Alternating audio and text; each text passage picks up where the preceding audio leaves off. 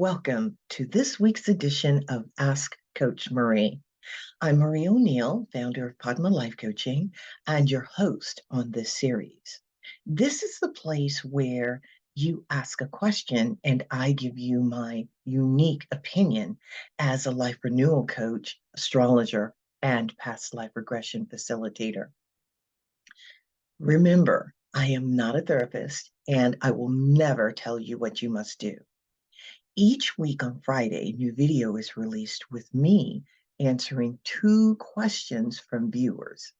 I'll also provide additional insight on various topics such as consciousness, how the universe works, astrology, healing, and various other life renewal topics. So let's go ahead and get going with the first question.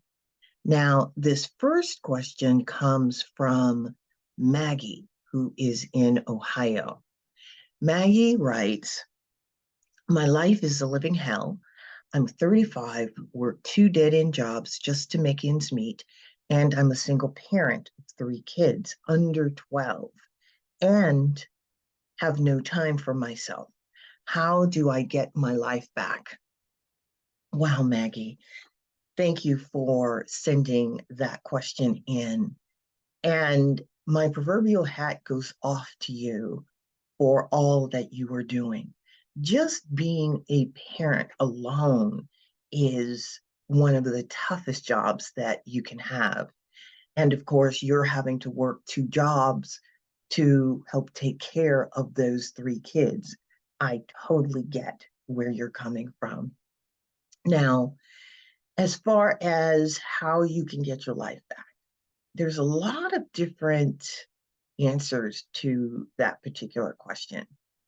And the first thing that I'm going to tell you is that your mental state, of course, has to shift a bit to give you time to actually contemplate what it is you want for yourself.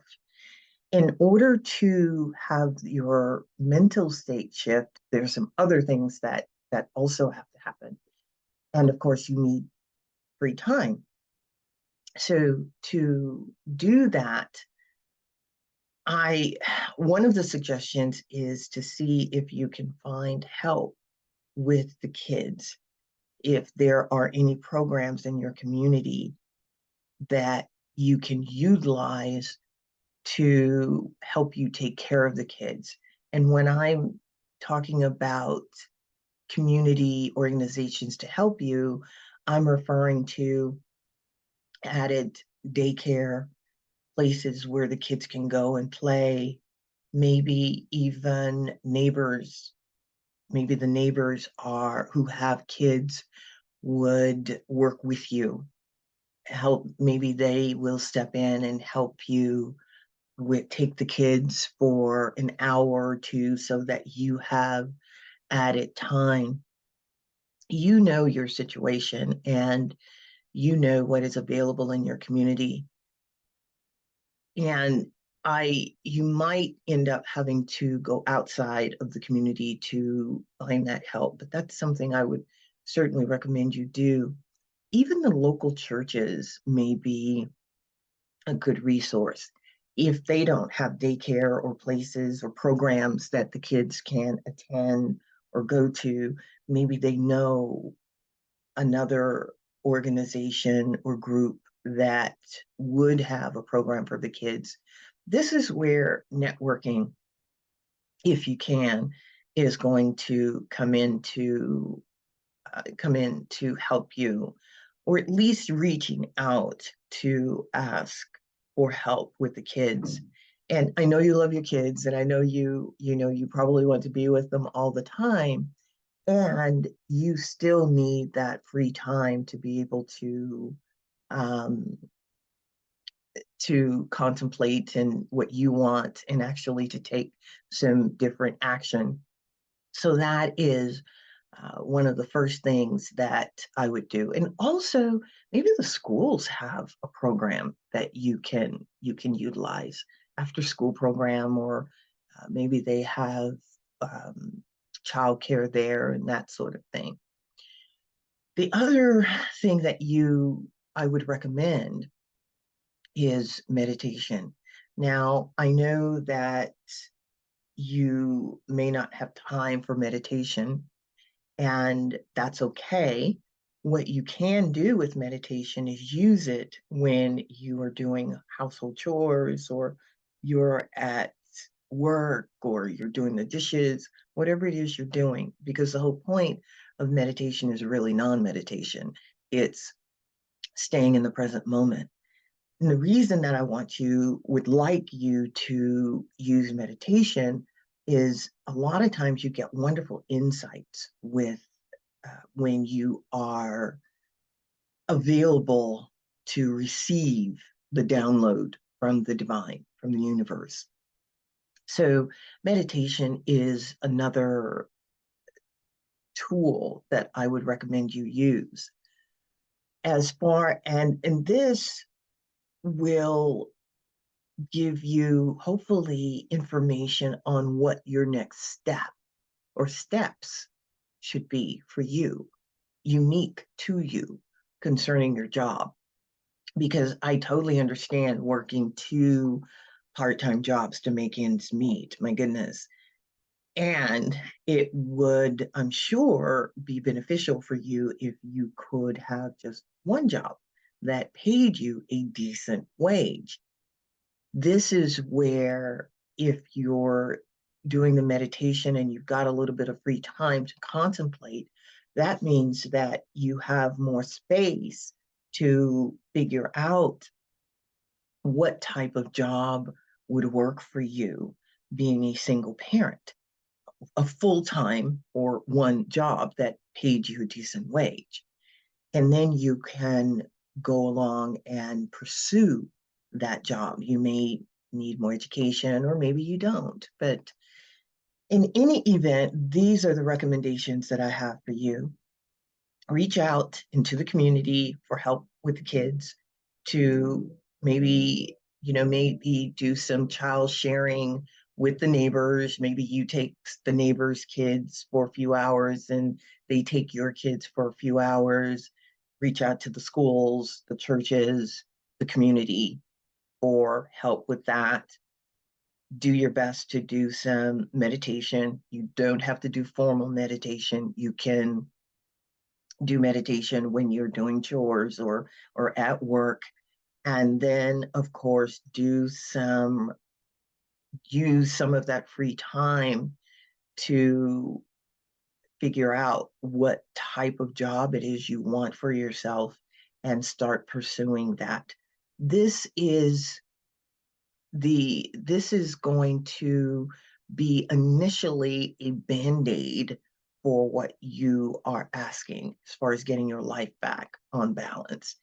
And over time, it will turn into a real cure for your issue as you implement some of these changes. Let me know how things go. I look forward to hearing from you, to let me know how you're doing in the future. Speaking of meditation, let's talk about that a little bit, about what it is. Now, most people think meditation is just sitting in a chair saying Om, or being quiet, or that sort of thing. And that's one form of meditation. The whole purpose of meditation is actually non-meditation. And what does that mean? That means you want to be in the present moment at all times. If you're present, you get the downloads, as I mentioned to Maggie, and you also stay centered, and you can take action in the moment rather than being reactive. Staying in the present moment, what is it? There's this book called Be Here Now, I believe by Ram Dass. I believe it's by Ram Dass. And what that really is staying present, being present to every moment in your life. How many times have you been doing a chore or driving, and you get to your location, You don't really remember how you got to the location. You know you drove there, but you don't remember what you saw. You get the picture. The point is, you were driving without being in the present moment. You miss little details of life when you're not in the present moment. And this is why meditation is so important. So, a lot of times you are instructed to sit and be quiet and watch the thoughts, watch your thoughts. And that is to help you to cultivate that skill of being in the present moment. If you decide you're going to sit and do a formal meditation, you want to not worry about your thoughts. A lot of times we get so concerned and we beat ourselves up because the thoughts just keep coming. Well, that's the mind. One of the things you can do is give the mind something to do, which is watch the thoughts, watch them come, and do your best not to attach the thought to the thought, not to follow the thought, because one thought leads to another thought and another thought and another thought. You want to just let the thought come, see it's there, and let it go. Sit quietly, another thought comes, which is good, let it go. The quicker you can let it go, the better your meditation will be. As I said, the point is non-meditation. So I hope that that's just a little bit about meditation. There's lots of wonderful courses out here on the subject. And so I would suggest, if you're interested, that you check online or even check your local community center. I'm sure there are meditation groups everywhere. Let's get going with the next question. Our second question comes from Anne, who lives in Baltimore. Anne asks, I lost my 6-year-old daughter last year to cancer. I'm hurt, or I'm heartbroken and angry. Why do innocent children have to die? They never, wow, they've never done anything to hurt anyone. Wow. That is, my goodness. And my heart goes out to you on the loss of your daughter. My heart goes out to anyone who has lost a kid. That is by far one of the hardest experiences anyone can or will ever go through. And we always feel that it's never supposed to happen. I mean, the children are never supposed to go before the parent. That's what we feel. And yet, that's a lot of times, sometimes that's just not what happens, as in this case. As far as your question about why do innocent children have to die, that's one of those $64,000 questions. And I don't have a definitive answer for why. I can give you, of course, I'll give you my view on it.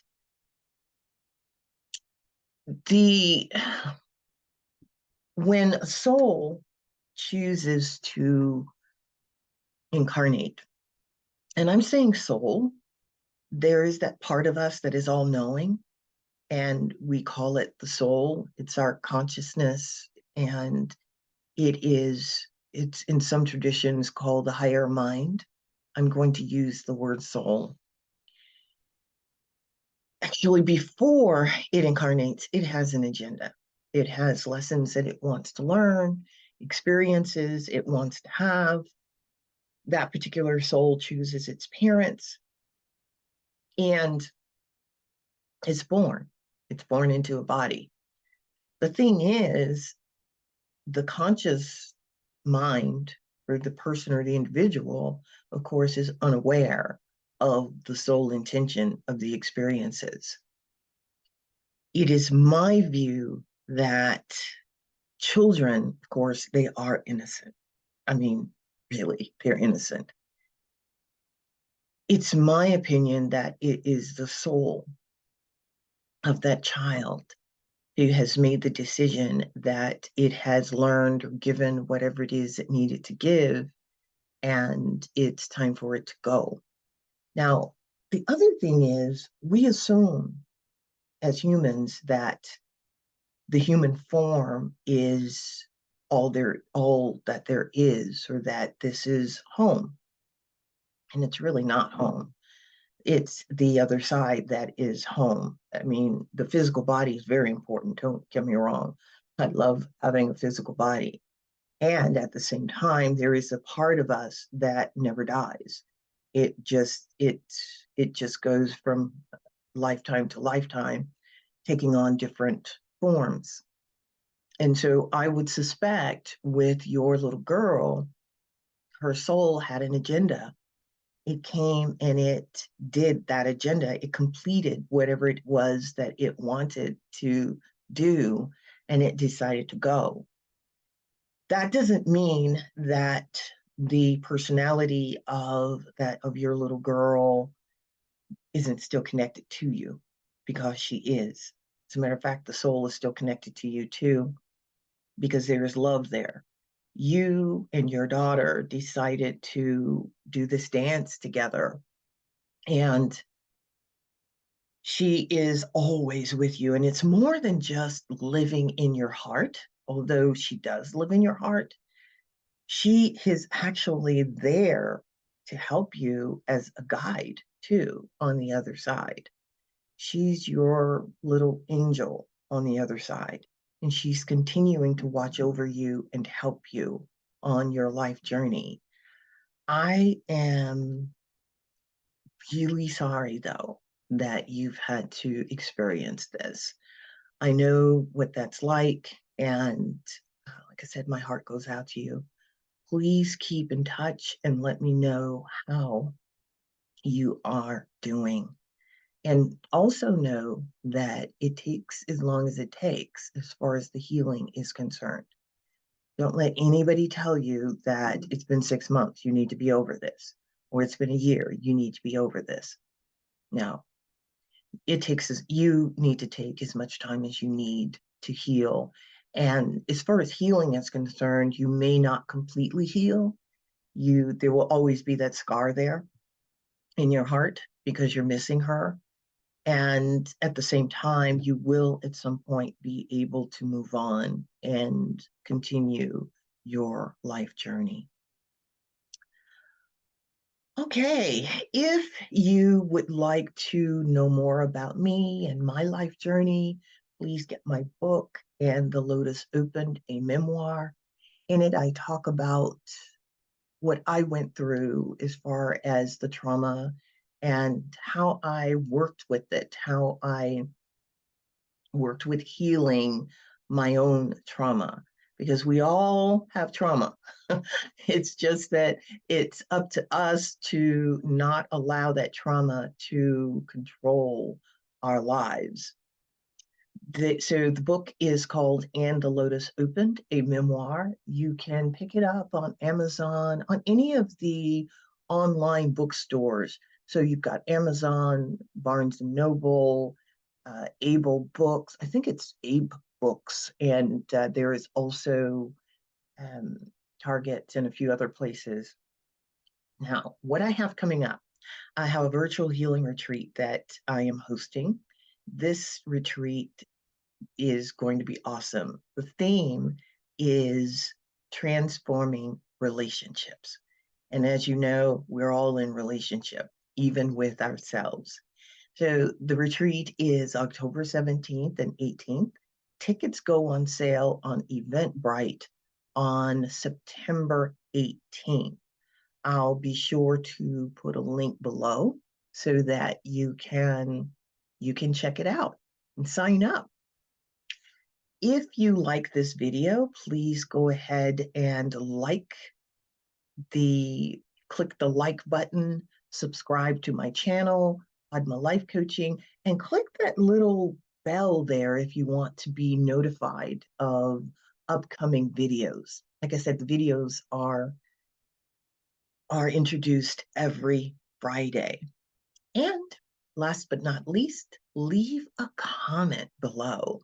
I'd love to hear what you think about this series. I look forward. Oh, and one more thing.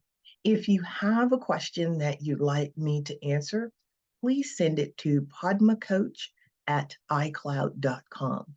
That's padmacoach@icloud.com. I'll do my best to answer your question on one of the videos. I'll see you next week. Bye-bye.